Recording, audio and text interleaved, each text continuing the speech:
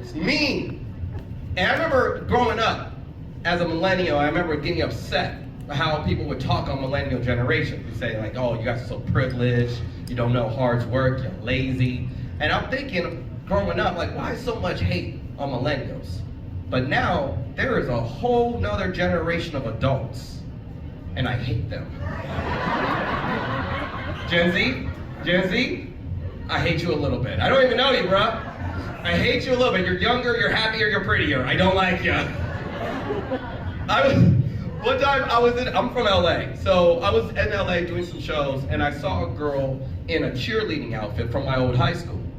So I went up to her, I was like, hey, that's my alma mater. And she was like, cool, what year? 04. She was like, wow. I'm like, bitch. Like, my year's not a wow. I'm not there yet. And I'm thinking, probably shouldn't call a teenager a bitch at a Starbucks.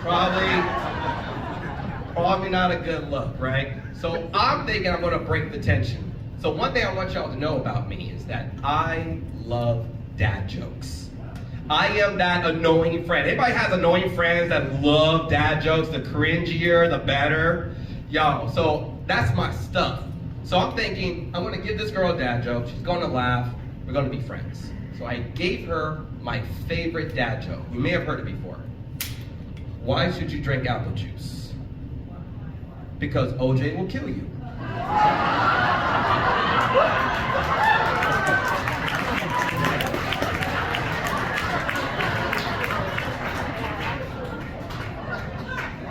I'm not sure if y'all are aware of the hierarchy of dad jokes, but that is a chef's kiss S-tier quality dad joke.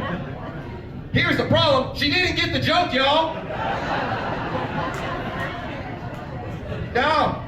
She looked at me like, is it a citrus thing? Oh, bitch, no.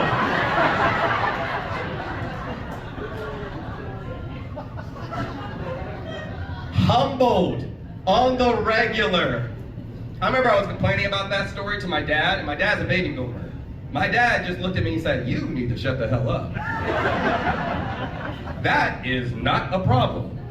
That is not an issue. Let me tell you about a real problem, young man. Let me tell you about something I went through in my young life. I remember I was in my 20s, I got my first house. That night, someone threw a noose on my lawn.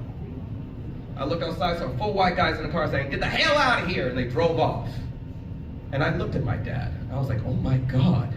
You were a homeowner in your 20s? Oh!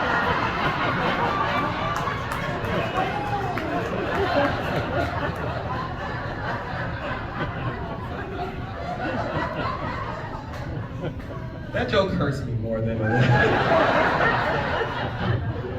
I'm not saying what my dad went through was right, but if I got to close escrow at 24, hashtag winning. I'm just saying. Like, I'll take the news. They're like, you had a lawn? Oh my God. He hates that joke.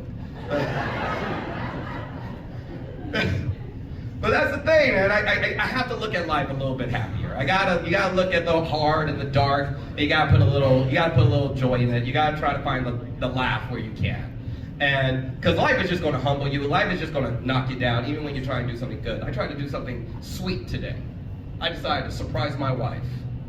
So I went to her job unannounced.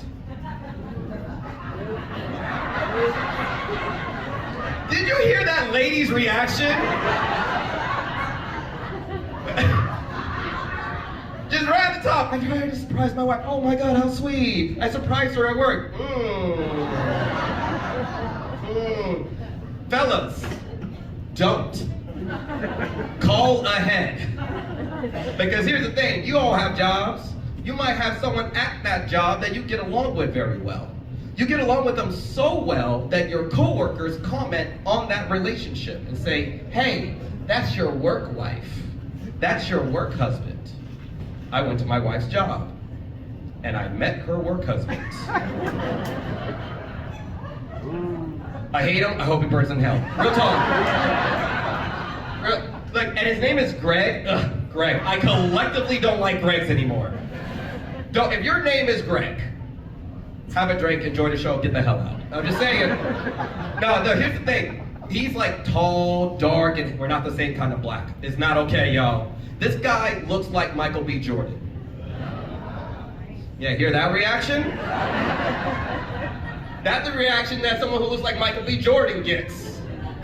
No one does that for the brother that looks like a dollar store Ludacris. No one does it.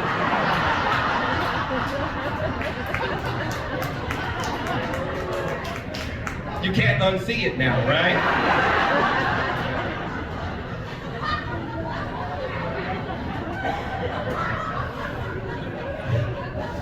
That joke is hitting a little too hard for y'all. The white people are like, I told you he looked like Ludacris. I told you!